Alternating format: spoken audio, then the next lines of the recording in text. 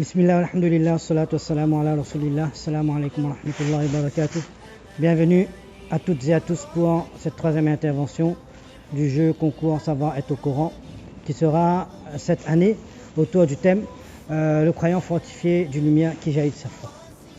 On était en train de parler donc du petit Youssouf, ce petit gamin, ce petit prophète, de ce petit enfant qui allait devenir prophète par la suite, à travers lequel Allah subhanahu wa ta'ala nous permet en fait autant d'éclairer un avenir qui nous paraît sombre et autant d'immuniser sa foi et de devenir plus fort malgré les épreuves.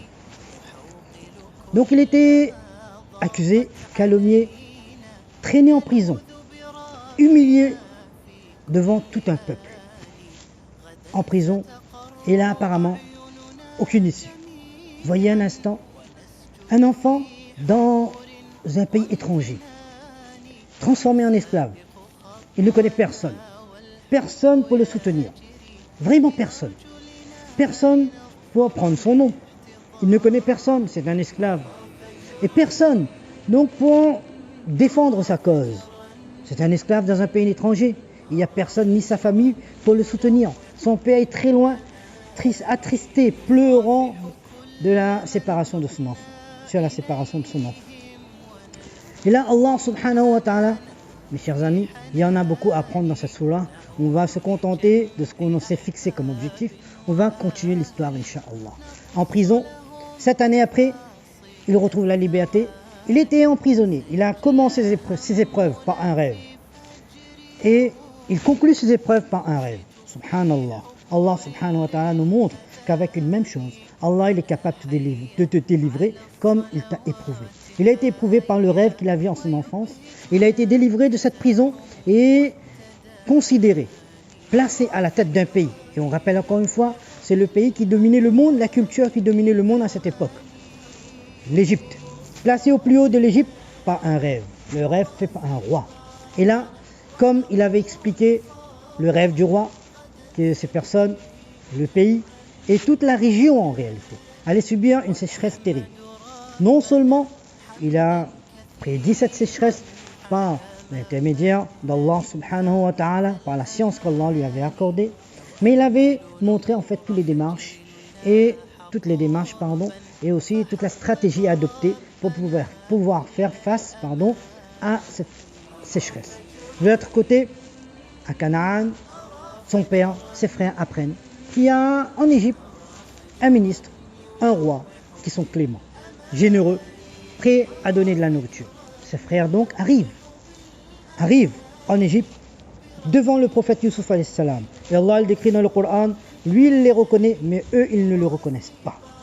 On l'avait vu dans l'intervention précédente, le verset qu'Allah subhanahu wa ta'ala il dit. Comment Allah subhanahu wa ta'ala avait promis. Et la promesse d'Allah subhanahu wa ta'ala, mes chers amis, n'est que véridique. Il suffit d'y croire. Il suffit d'y croire et adopter les qualités qu'Allah subhanahu wa ta'ala il attend de nous. Puis, arrive ce qui arrive, Youssouf Islam, il réclame son petit frère sans vraiment, avec toute une stratégie, toute une sagesse. Et pour le deuxième voyage vers l'Égypte, alors il ramène le petit Binyamin, le dernier frère du prophète Youssouf alayhi salatu wassalam. Et là, le prophète Youssouf alayhi salam, il fait usage d'une stratégie pour garder le petit frère avec lui. Pour plus de détails sur l'histoire, je vous suggère et je vous conseille de vous retourner vers vos savants. On n'aura pas le temps de tout expliquer dans cette petite vidéo, et encore moins pour ce concours, mais retournez-vous auprès de vos référents, auprès de vos savants, Inch'Allah, ils auront beaucoup à vous enseigner, sur cette sourate et bien sûr au sujet du Coran, qui est un miracle. Donc, Youssouf alayhi salatu wassalam, il garde le frère Binyamin auprès de lui, et là, c'est quelque chose d'extraordinaire qui se passe, encore une fois. Les frères, Youssouf Islam, il a pris le récipient, la coupe du roi, du ministre, il l'a placé dans le sac de son petit frère, et voilà, ils ont été considérés comme étant ceux qui avaient pris injustement et illégalement la coupe du roi. Et là, les frères, encore une fois, devant le prophète Youssouf Islam, ils l'accusent de voleur, et aussi son petit frère de voleur. Là, ils repartent auprès de leur père, le prophète Yaqub alayhi salatu wassalam. Il raconte, voilà, le grand frère, il a décidé de rester parce qu'ils avaient promis au prophète Yaqub, à leur père, de ne pas retourner si le petit frère n'allait pas revenir. Donc ils retournent auprès de leur père, le prophète Yaqub alayhi salam, et racontent toute l'histoire. Mon père, si tu ne nous crois pas, demande aux personnes qui nous ont accompagnés. Et là, Yaqub alayhi salam, et là on voit quelque chose qui est extraordinaire. Comment l'amour d'un père vis-à-vis de ses enfants. Être pieux, être même prophète. Et être proche d'Allah subhanahu wa ta'ala ne signifie pas qu'on ne doit pas avoir de l'attachement vis-à-vis de ses enfants. Il n'a pas pu supporter. Il savait que son fils était vivant. Parce que Youssouf alayhi salatu wassalam avait fait un rêve qu'il allait devenir prophète et le rêve allait se réaliser.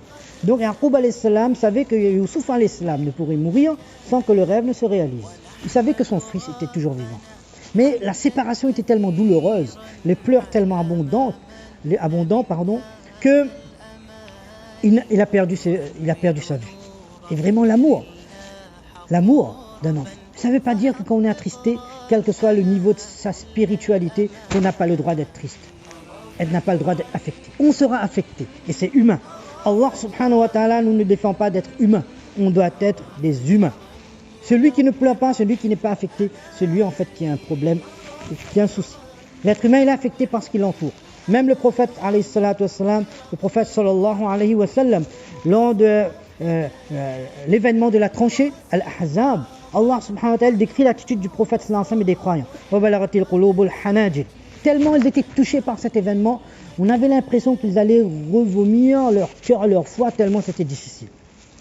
Être attristé, être touché par les événements ne signifie pas qu'on ne croit pas au destin.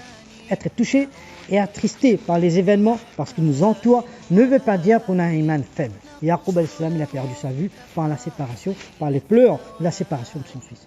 Mais la suite est très importante. Et c'est ce qui fait la différence entre le croyant et ce qui n'a pas iman. Qu'est-ce qu'il a fait? Innama ashku bathi wa huzni ila Allah. Innama ashku bathi wa huzni ila Allah. La première des réactions, c'est toujours se retourner vers Allah subhanahu wa ta'ala et aussi utiliser les moyens qu'Allah subhanahu wa ta'ala il a mis à disposition. C'est ne pas se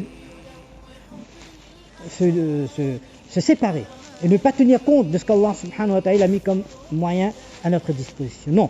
D'abord, innama ashku bathi wa huzni ila Allah. D'ailleurs, si on regarde, on fait le parallèle avec la vie de Rasulullah sallallahu alayhi wa sallam. Le prophète avait la même réaction. Iza hazabahu amrun salla.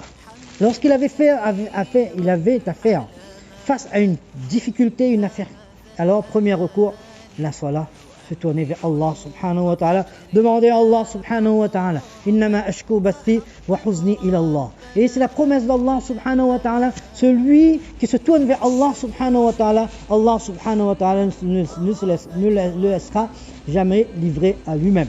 Allah subhanahu wa ta'ala viendra en son secours. Par contre, celui qui considère qu'il n'a pas besoin d'Allah, il a les moyens à sa disposition, il va faire usage que des moyens et exclusivement des moyens en oubliant Allah, en délaissant le retour vers Allah subhanahu wa ta'ala, en délaissant l'invocation à Allah subhanahu wa ta'ala. Cette personne sera livrée à ses propres expériences et elle est livrée peut-être à sa propre perte. Il ne sait pas, Allah le sait mieux. Par contre, la réaction qu'Allah subhanahu wa ta'ala nous montre dans les moments difficiles, n'oublions jamais qu'Allah est au-dessus de toute chose. Et toute chose dans ce monde dépend d'Allah subhanahu wa ta'ala. Il n'y a pas une chose, il n'y a pas une personne, il n'y a pas une puissance, quelle que soit la force, la puissance de cette puissance, ne peut agir sans la volonté d'Allah subhanahu wa ta'ala. Rien. Et Allah subhanahu wa ta'ala l'a montré à travers l'histoire. Allah subhanahu wa ta'ala l'a montré à travers, nous montre. Et nous l'a montré à travers l'histoire du prophète Youssouf alayhi salatu wassalam, qu'il a redonné la vue au prophète Yaqub alayhi salatu wassalam parce qu'il a eu la bonne attitude. L'attitude de se tourner vers Allah subhanahu wa ta'ala, d'une part, d'autre part, d'envoyer ses fils à la recherche du prophète Youssouf alayhi salatu wassalam et de ses deux autres frères. Se tourner vers Allah subhanahu wa ta'ala en utilisant les moyens qu'Allah a mis à disposition, c'est un moyen très efficace et le plus efficace pour faire face aux difficultés et reconquérir, regagner les bienfaits qu'Allah subhanahu wa ta'ala avait suspendus. On a à faire face à des difficultés, on aura à faire face à des difficultés, on en a connu une ou quelques-unes il y a les années précédentes ou l'année précédente. Mais si on a l'attitude de se tourner vers Allah subhanahu wa ta'ala, n'oublions jamais que tout appartient à Allah et Allah celui qui est capable de changer les situations. Allah, il peut changer les situations. Allah, il a changé les situations. Et là, il pourra en changer la situation aussi pour nous. Rien n'est impossible pour Allah. Impossible n'existe pas dans le vocabulaire d'Allah. Impossible, c'est dans le vocabulaire de l'être humain. On se tourne vers Allah. Allah viendra à notre aide sans aucun doute. Inch'Allah subhanahu wa ta'ala. Donc, toujours, quand on a à faire face à une difficulté individuelle, personnelle, collective, communautaire, financière, sentimentale, économique ou autre chose, innama ashku bathi wa huzni ilallah. Donc, se confier, se remettre à Allah subhanahu wa ta'ala, prier Allah, demander Allah. Allah est celui qui détient la solution de tous les problèmes. Rien n'échappe à la puissance d'Allah. Allah, c'est lui qui contrôle les situations. Wa akhiru da'wana alhamdulillahi rabbil alamin. Assalamu alaikum wa rahmatullahi wa barakatuh.